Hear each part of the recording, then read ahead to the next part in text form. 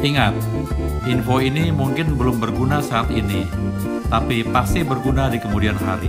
So, jangan lupa untuk like, subscribe, dan komen. Gratis kok, nggak dipungut biaya. Belum ada virus corona baru di Indonesia, namun penyebaran demam berdarah dengue mulai mengkhawatirkan. Demam berdarah dengue menjadi salah satu penyakit penyebab kematian yang cukup besar di Indonesia. Didominasi anak-anak, saking banyaknya pasien demam berdarah, berapa di antaranya mesti dirawat di tempat tidur darurat. Halo Healthy People, apa kabar? Kita ketemu lagi di vlog My Alkes. Setelah pada episode lalu, kita membahas tentang perilaku nyamuk demam berdarah, yaitu Aedes aegypti dan Aedes albopictus. Maka episode kali ini kita akan membahas mengenai penyakit demam berdarah dengue atau DBD. Menurut WHO, Indonesia menduduki peringkat kedua dunia sebagai negara dengan kasus dengue terbanyak di antara 30 negara endemis DBD. Angka kematian DBD di Indonesia rata-rata sejak tahun 2014 sampai 2019 adalah 0,77%. Masih lebih rendah dibanding angka kematian COVID-19 yang sebesar 2,7%. Ada 3 tingkat penyakit dengue. Yang pertama adalah dengue fever atau demam dengue dengan gejala demam tanpa ada perdarahan.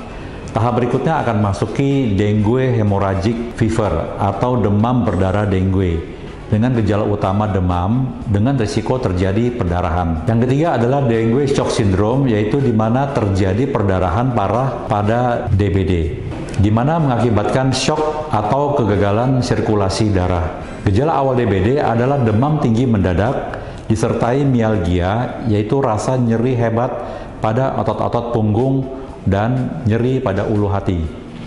Pada hari ketiga demam, mulai terjadi kebocoran pada pipa pembuluh darah, sehingga plasma atau unsur darah yang paling kecil bentuknya, yaitu trombosit, akan keluar dari pipa pembuluh darah. Maka pada pemeriksaan laboratorium akan mulai terjadi penurunan jumlah trombosit. Fungsi trombosit adalah untuk pembekuan darah. Jadi, kalau trombosit rendah, maka akan mudah terjadi risiko untuk perdarahan. Perdarahan dapat terjadi, yang paling ringan adalah perdarahan di bawah kulit, yaitu terjadi bintik-bintik merah yang apabila kulit ditekan dan diregangkan, bintik merah tersebut tidak menghilang.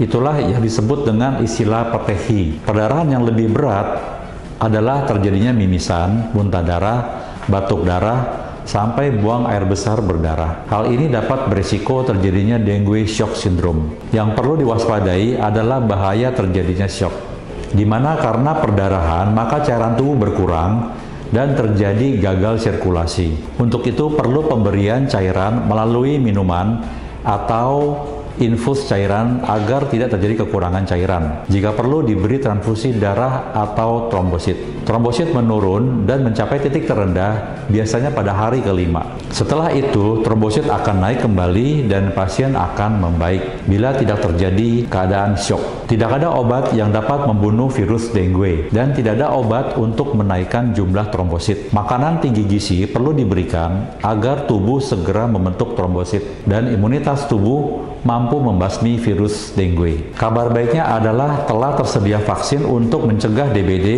produksi negara Perancis yang pada September 2018 WHO telah menyatakan bahwa vaksin dengue efektif dan aman bagi orang yang memiliki riwayat infeksi virus dengue sebelumnya. Karena pada November 2017 sebuah riset mengatakan bahwa pada kelompok orang tanpa riwayat infeksi DB yang diberikan vaksin dengue akan lebih beresiko mengalami infeksi DB berat dibanding orang yang tidak mendapat vaksin. Vaksin dengue diberikan dalam 3 kali dengan selang waktu 6 bulan. Jadi sebaiknya jika ingin vaksin dengue, lakukan pemeriksaan dengue imunoglobulin G sebagai tanda apakah pernah terinfeksi oleh virus dengue atau belum. Demikian Healthy People, kiranya ini bisa memberikan manfaat.